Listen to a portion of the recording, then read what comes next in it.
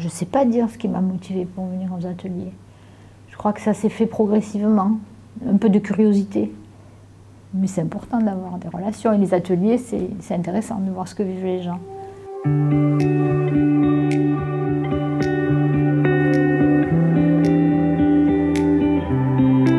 Ces ateliers d'éducation thérapeutique font partie d'un programme qui s'appelle EdPark, Éducation thérapeutique du patient parkinsonien.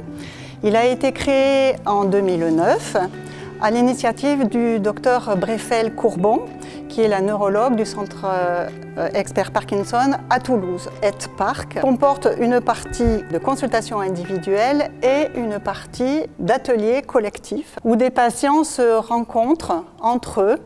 Et l'objectif de ces ateliers, c'est de travailler ensemble sur un thème donné qui corresponde à leurs besoins à ce moment-là de leur vie.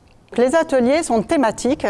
Ce sont des thèmes qui sont très souvent perçus par les patients comme étant des difficultés dans leur vie quotidienne. Par exemple, comment améliorer son sommeil et sa somnolence, ou l'activité physique, un atelier également sur la voix, la parole et la communication, ou la gestion du stress. Alors j'ai fait l'atelier gestion du stress. Alors celui-là, il m'a beaucoup apporté. Parce que je me disais, mais enfin, je deviens complètement harmonie, j'ai peur de tout, je m'énerve très vite, je suis stressée pour un oui ou pour un non.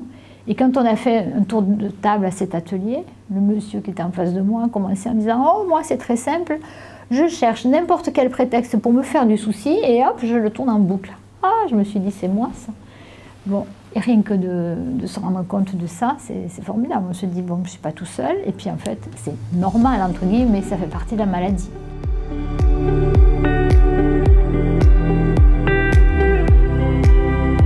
Ces ateliers s'adressent à toute personne qui a un diagnostic de maladie de Parkinson. On pense qu'il est vraiment plus profitable pour le patient de commencer le programme d'éducation thérapeutique dès l'annonce du diagnostic de sa maladie, parce que c'est là que toutes les habitudes, les bonnes habitudes se prennent, et puis comprendre ce qui se passe, finalement, ça leur rend service aussi dès le début de la maladie. Les patients accèdent au programme d'éducation thérapeutique par leur neurologue. Donc le neurologue de ville ou le neurologue du CHU contacte par mail le Centre Expert Parkinson sur le site du CHU de Toulouse et demande une prise en charge en éducation thérapeutique pour son patient. Et c'est l'équipe qui se mettra alors en relation avec le patient pour déterminer d'une prise en charge individuelle, d'une prise en charge collective et commencer ensemble l'éducation. Moi, quand j'ai eu l'annonce du diagnostic maladie neurodégénérative, déjà un titre dont on se passerait, Parkinson, j'étais convaincue d'entrée que je ne devais pas rester seule. Parce qu'être seule, c'est le moral qui fiche le camp, on n'avance pas, c'est terrible. Donc je crois qu'il faut plonger, il faut essayer d'aller voir au moins. Et la première fois que je suis arrivée à un atelier, je n'étais pas très fière. Et puis on fait un tour de table pour donner nos attentes. Et alors ça, ce qui était fabuleux, c'est que chaque personne qui prenait la parole, pouf, il y avait un côté qui se mettait à trembler. On voyait que la personne était stressée. Et bon, on était tous logés à la même enseigne.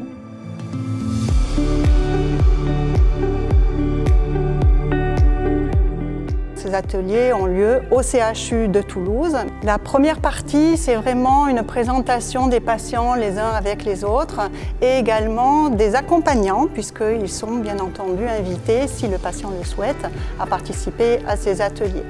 Ensuite, il y a une présentation formelle par un spécialiste du sujet en question. Et après ça, il y a une succession de sessions de travail au cours desquelles le patient est mis en réflexion, soit en grand groupe, soit en petit groupe, pour qu'il puisse échanger sur des stratégies à trouver ensemble, sachant qu'on est plus riche quand on discute ensemble pour arriver à trouver des solutions. Dans certains ateliers, des intervenants proposent une séance de sophrologie, également des séances pour savoir faire correctement, des étirements et d'autres interventions en fonction du thème.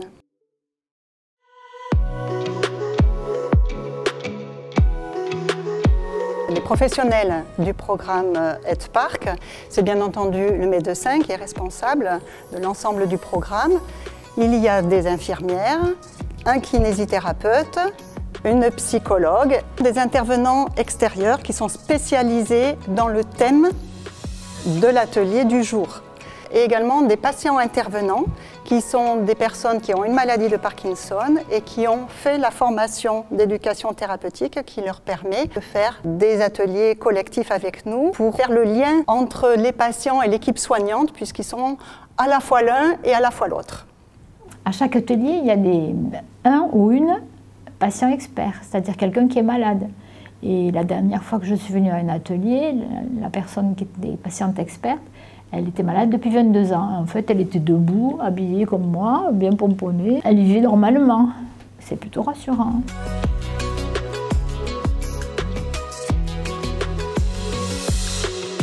Dans notre programme d'éducation thérapeutique, nous avons au début ce que l'on appelle un diagnostic éducatif qui permet de déterminer les besoins du patient. Au fur et à mesure des sessions d'éducation, on vérifie si ces objectifs sont acquis ou en cours d'acquisition. Et ce, jusqu'à la fin du programme. On regarde également quel est l'impact de ces ateliers sur le changement de comportement au quotidien. J'ai fait l'atelier sur le sommeil parce que ça a été pour moi, et c'est toujours un problème, le sommeil. J'ai appris qu'il y avait des petites ruses à l'atelier sommeil, j'y croyais pas trop. Faire une sieste, moi, une sieste, j'ai jamais fait ça de ma vie, c'est impossible, je n'y arriverai jamais.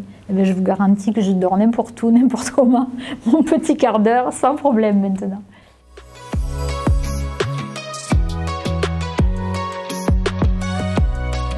Ce qui est intéressant pour les participants de cet atelier, au-delà de l'aspect de travail, c'est le fait qu'ils puissent s'apporter des choses les uns les autres, des choses qui sont intimes de la maladie et que le soignant ne peut pas apporter. Un petit sas où on est entre gens malades et puis après on repart, hein, parce qu'on ne vit pas entre gens malades. Hein. On est à l'extérieur, certains travaillent encore, d'autres non. On a une famille, on a des loisirs. On ressort de là, on se dit, bon allez, on peut y aller. On va se redresser.